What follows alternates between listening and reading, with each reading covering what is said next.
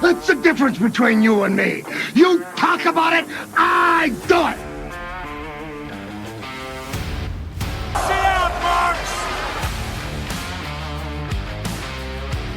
Let me talk to you.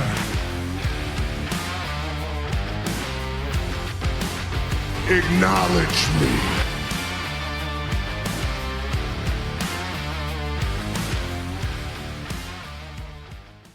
Hey, what is up, Marks Mafia? It is your boy Primo, the co-host from the East Coast of the Sit Down Marks podcast. Welcome back. It's been a minute. We're here with another episode of Cheap Pops with Primo, of course, brought to you by the Sit Down Marks podcast. And we will get to what we're going to talk about here in a few minutes. We're going to do some quick housekeeping. First off, I want to thank all of y'all of listening this year. We're halfway through the year. We appreciate the support. We see it. We do appreciate all of you. If you guys,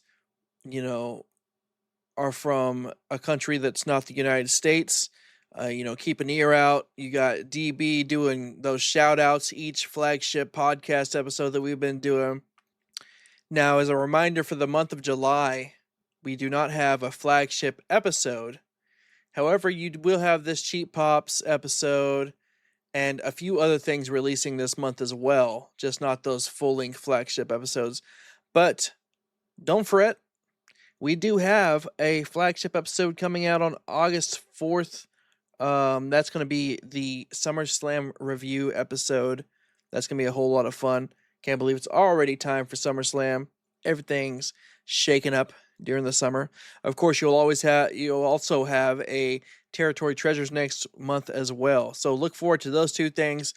Subscribe to sitdownmarks.com. That's our YouTube.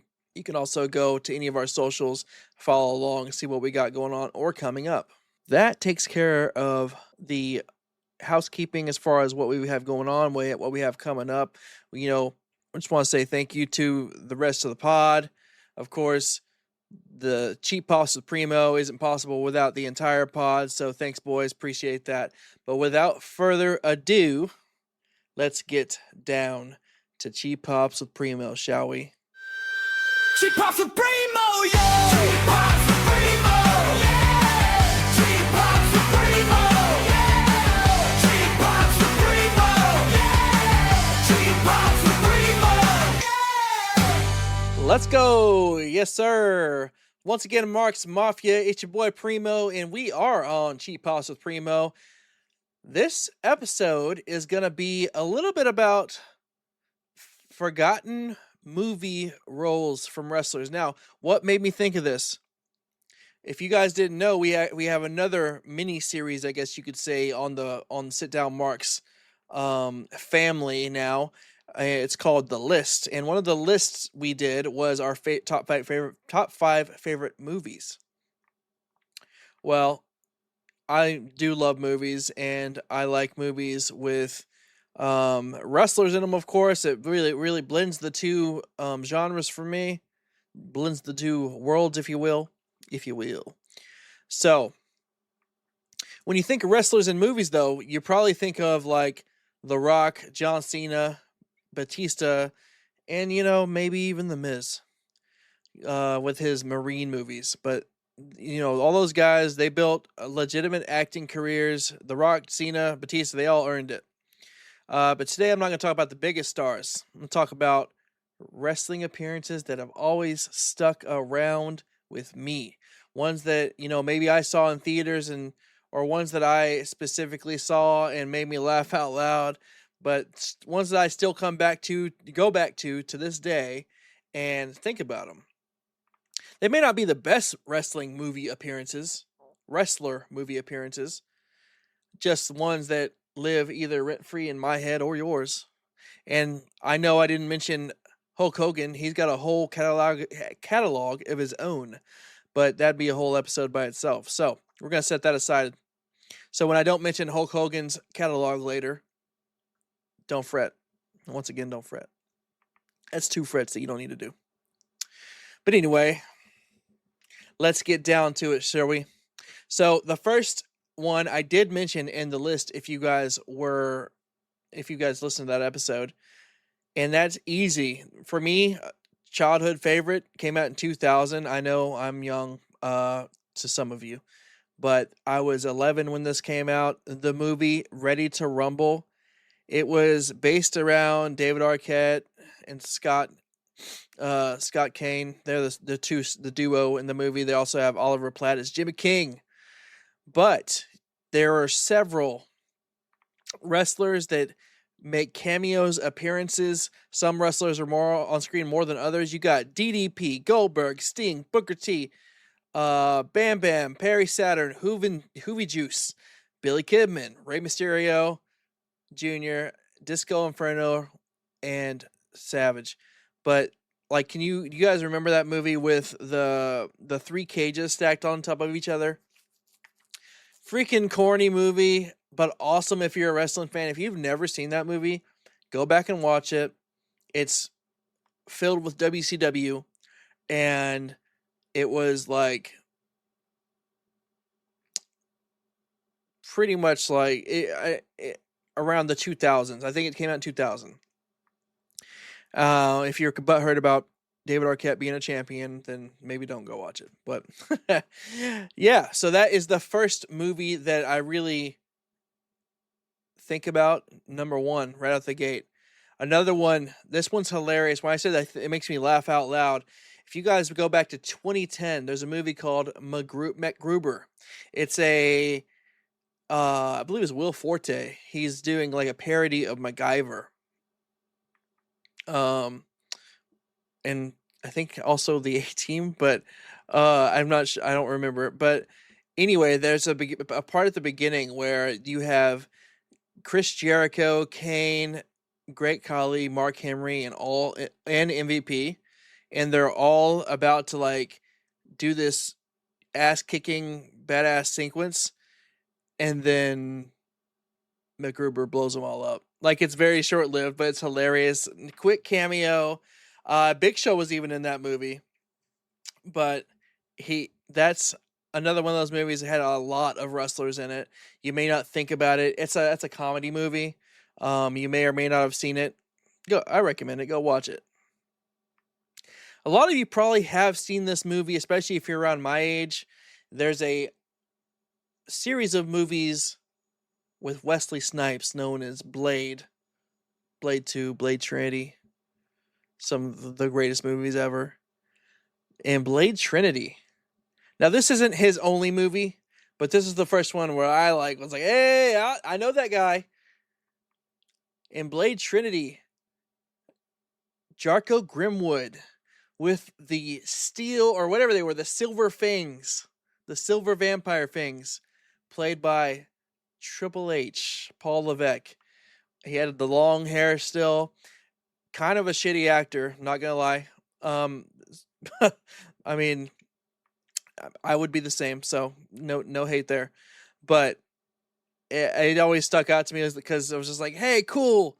You got freaking Jessica Biel, Ryan Reynolds, Wesley Snipes, and then you also got Triple H. So I always thought it was funny. And I also thought it was cool that he had his own little special thing of having the silver fangs. Now, this last one I'm going to go in depth with is, like, I remember right after Stone Cold, it was a couple years after Stone Cold was off WWE television. This was the first one I remember being like a big deal, as far as a film that Stone Cold was in. He was also in The Longest Yard. That's another one we could talk about. But this particular movie, I remember being so hyped for it, being a Stone Cold Steve Austin fan. That movie is The Condemned. If you don't know about it, it's about it's WWE, like early WWE films. It's like them taking a swing at action movies. Basically, like, I don't know if you guys seen the movie, I think it's The Hunt.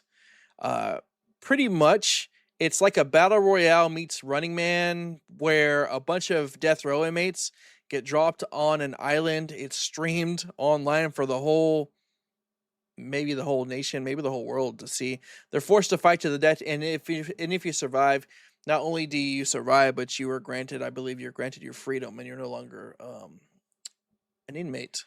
Anyway, obviously that's centered around Stone Cold Steve Austin. At the time, he like I said, he just recently came off TV from WWE, so I was super hyped.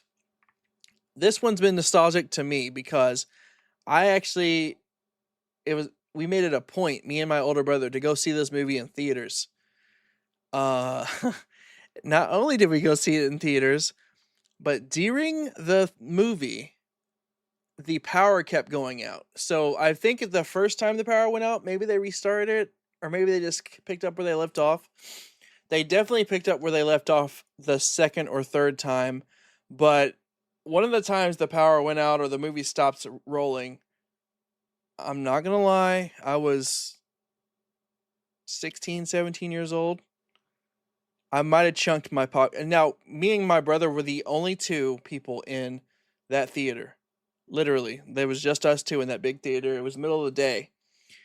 I might have chunked my popcorn in the theater towards the front row.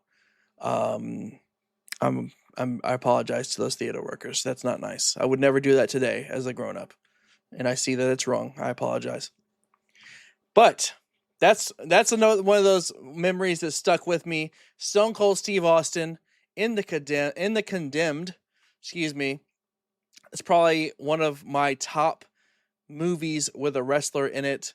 All of these movies that I've mentioned, Ready to Rumble, MacGruber, Blade Trinity, maybe not that one, and the Condemned. So the Condemned, MacGruber, and Ready to Rumble, they're all corny as hell, but funny. They're like a one-time watch. If you never want to watch them again, I get it. But if you want to laugh over and over, watch them again. Now, Blade Trinity, I like Blade. It's freaking awesome. So I'll definitely watch that over and over. Real quick, before we move on, let's go ahead and do some rapid fires before we wrap this Cheap Pop episode up. I know it was a quick one, but some that you may not, or you might have forgot about. You have Macho Man Randy Savage in Spider-Man from 2002 with Tobey Maguire Spider-Man. Bonesaw is ready. I got you for 3 minutes. That's 3 minutes of playtime. Yes, sir. Bonesaw from Spider-Man, Macho Man Randy Savage. Kevin Nash. Of course, he was the Russian in the Punisher movie with Thomas Jane. He was in Magic Mike. I've never seen that one. Not really my vibe. But he was also in John Wick as another Russian. Kevin Nash, good at Russians. Playing Russians. I believe, wasn't he also... Yes, he did. He was Super Shredder in 1991 version of Teenage Mutant Ninja Turtles 2, Secret of the Ooze. Great. Kevin Nash has been around there. Another funny and hilarious movie I've seen a lot of times that you guys may not have seen. It may not even hit your radar. But it takes place, I believe it's in Hell, Michigan. And that is Santa's Sleigh, where Goldberg plays a murderous Santa Claus going on a rampage. Of course, we had DDP in Ready to Rumble, but we also have DDP in The Devil's Rejects, which is one of Rob Zombie's movies.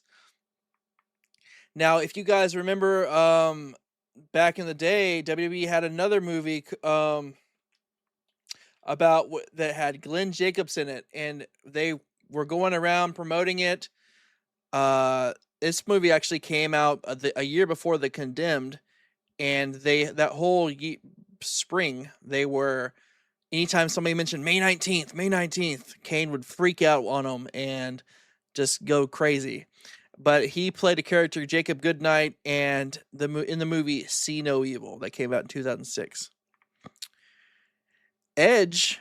Now, you guys may have, obviously known him from, he was in that TV show Haven when he was forced retired. He also he played a role in Vikings, good show. He was in, I believe he was in Iceland in that show. And then he also plays Ares in Percy Jackson, The Olympians.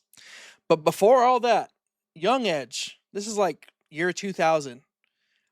I didn't even know this until recently. But he had a very forgotten, not so memorable role in Highlander Endgame. So if you go back and watch that movie, Highlander Endgame. Of course, you had Jerry the King Lawler in Man on the Moon, playing himself during the Andy Kaufman story. And then I would be in trouble by everyone if I didn't talk about Roddy Piper in They Live. Now, all of these wrestlers and all of these movies, you should go watch them all. Definitely. And if I didn't mention any, definitely bring them up to us. Drop them down in the comments, hit us up on social media. But it's always fun seeing wrestlers pop up when you least expect them, right? Some of these movies they were trying to maybe launch an acting career. Some of them were just fun cameos. But others, for instance, like that Highlander Endgame, that's more of a time capsule for us wrestling fans. That a little Easter egg there. The ones that I went more in depth on, of course, those are the ones that always stuck with me. And then I let you guys know about those rapid fire ones too. Now, I gotta tell you, that Macho Man, Buzzsaw, and Spider-Man is also. I should have put that one on the main list as well. You know, what's your guys' favorite movie appearance by a wrestler? There may be some that I missed. Maybe someday I'll do another one of these lists and add some more. But who knows? Cards subject to change, pal. You know that. Anyway, that concludes this episode, Cheap Pal Supremo. I do appreciate all you coming through, listening to this, spending about 17 to 20 minutes with me, hanging out.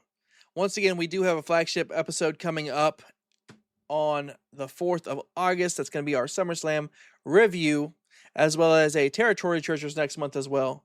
DB's going to crush it like he always does. We do got a few things still coming out here in July. Be honest, I'm not sure if I can announce them, but just look out for them. So, thank you all for listening again. Thanks for hanging out with me, Primo.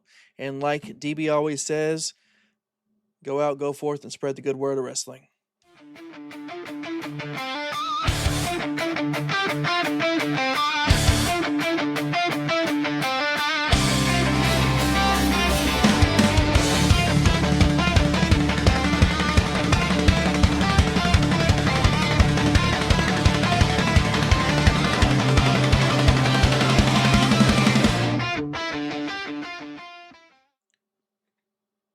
Yeah!